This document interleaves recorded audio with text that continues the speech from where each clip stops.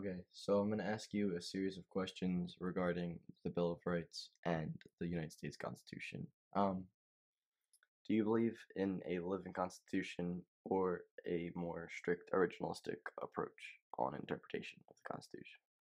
I believe in a living constitution Why do you believe in a living constitution? because I believe some things are different compared to 200 years ago. An example would be um, like when people claim insanity as a defense. Mhm. Way back when you claimed you were insane, you were put away in an insane asylum and you never got out.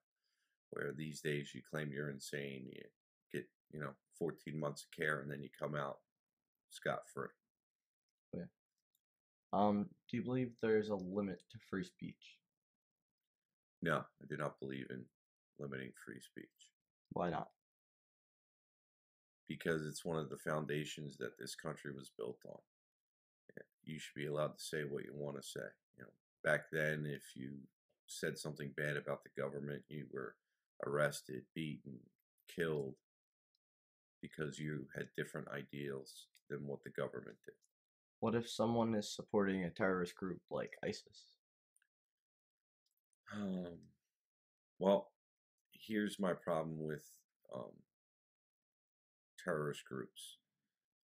If the person is an American citizen, then we should follow the laws to their extent to try and catch that person. So what you're saying is it's not free speech, it's more of treason against your country. Yes, So it therefore negates free speech. yes, but I also think we apply rules to people that don't deserve them. We give terrorists the same rights as Americans. Why? They're not Americans. They haven't earned our rights. Um, According to the Second Amendment, does the localized government, local or state, have the right to completely ban the ownership of firearms? I do not believe they should have that right. No. The Constitution states we have the right to bear arms, and I don't believe that state governments should be able to overrule the Constitution. But you think it should be able to regulate what kind of guns we can have?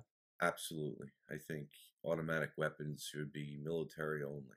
There's no reason that a homeowner needs an automatic weapon to defend himself or his family.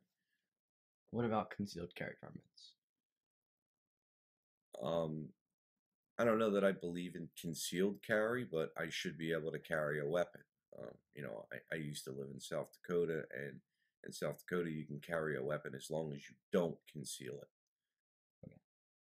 Do random searches at airport security go against the constitutional right to privacy? I do not believe so. Well, I believe that it's for our own protection.